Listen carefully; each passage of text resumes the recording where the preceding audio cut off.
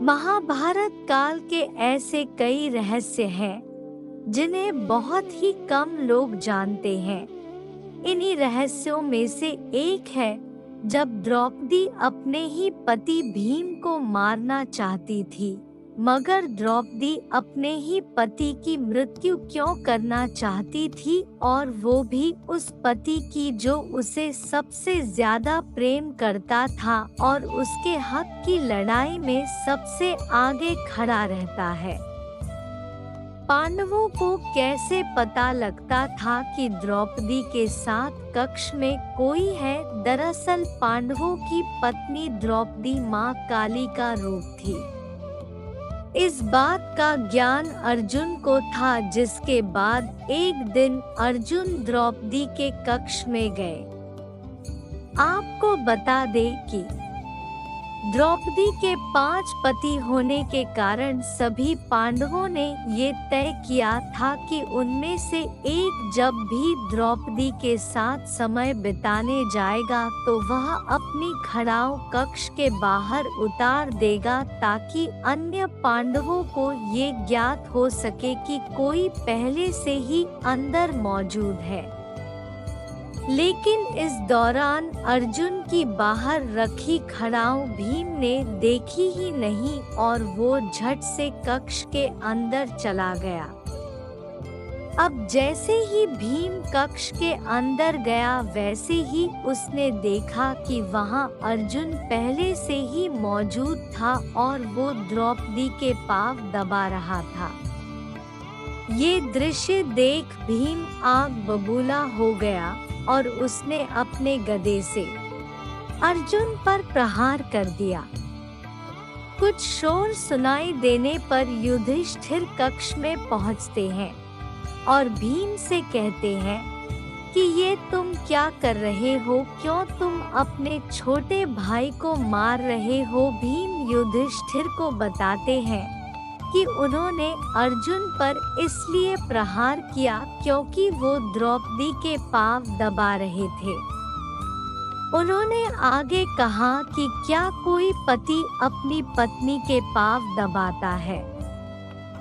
अब युधिष्ठिर भी ये ज्ञात था कि द्रौपदी मां काली का ही रूप है, इसलिए वह भीम को चुप कराते हुए कहते हैं कि यह अर्जुन और द्रौपदी का आपसी प्रेम है।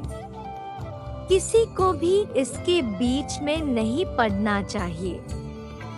बड़े भाई द्वारा ये बात सुनने के बाद भीम महल से ही बाहर चले जाते हैं, लेकिन वो अभी भी इस बात से क्रोधित थे कि अर्जुन ने ऐसा क्यों किया।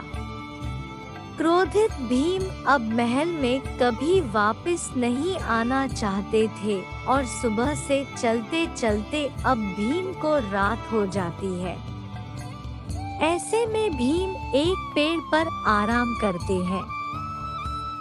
अब भीम विश्राम कर ही रहे होते हैं कि तभी रात 12 बजे वहां एक व्यक्ति आता है और घास के मैदान में पानी देने लगता है।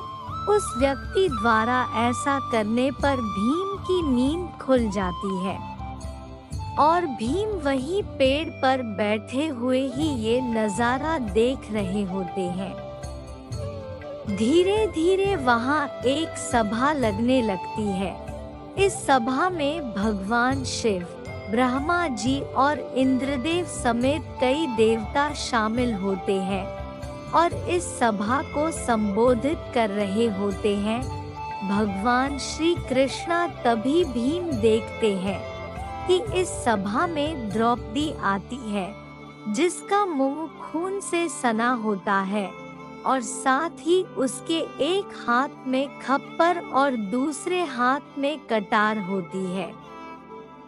द्रौपदी को बिना अपने पतियों के अकेले देख भीम और आग बबूला हो जाता है, लेकिन वो वहीं रहकर ही ये सब दृश्य देख रहा होता है। विकराल रूप में आई द्रौपदी तभी सभी के सामने कहती है कि माधव मेरे सखा है और उन्होंने मुझसे ये वादा किया है कि वह मेरा ये खप्पर खून से भरवाएंगे। इसके बाद द्रौपदी कुछ ऐसा कहती है कि भीम उसे सुनकर दंग रह जाते हैं। द्रौपदी कहती है कि मैं चाहती हूँ कि मेरा आधा खप्पर भीम के रक्त से भरे और आधा कुरुवंश के रक्त से।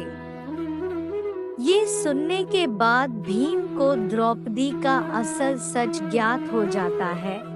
उसे पते लग जाता है कि द्रौपदी कोई और नहीं बल्कि माँ काली का ही रूप है। द्रौपदी की ये बात सुनकर भीम काफी डर जाता है और सभा खत्म होने के बाद वो डरते हुए श्री कृष्ण के पास जाता है और उन्हें पूरी बात बताता है कि उसने सभा में जो कुछ भी हुआ है वो सब देखा है और वह अपनी जान कैसे बचाए इसका भगवान श्री कृष्ण से समाधान मांगता है। इस पर श्री कृष्ण भीम को बताते हैं कि द्रौपदी महाकाली का रूप है और उनका ये जन्म केवल खप्पर भरने के लिए ही हुआ है। जिसके बाद घबराकर भीम कहते हैं कि मगर द्रौपदी तो अपना आधा खप्पर मेरे ही रक्त से भरना चाहती है। जिसके बाद श्री कृष्ण भीम को इसका समाधान बताते हुए कहते हैं, हे भीम, तुम चुपचाप अपने कक्ष में जाओ और भोजन मत करना, चाहे जो जाए, जब तक द्रौपदी तुम्हें भोजन के लिए मनाने न आए तब तक तुम अन्न को हाथ भी मत लगाना। श्री कृष्ण के ऐसा कहने पर भीम बिल्कुल वैसा ही करते हैं। जिसके बाद भीम को मनाने के लिए सभी पांडु पुत्र आते हैं और उसे खाना खाने को कहते हैं, लेकिन भीम नहीं उठते। जब काफी देर तक भीम नहीं उठते तो द्रौपदी भीम को भोजन करने के लिए कहती है, जिस पर भीम द्रौपदी से कहते हैं कि वह केवल एक ही शर्त पर भोजन करेंगे, यदि द्रौपदी उनका मनचाहा वरदान उनको दे दे तो।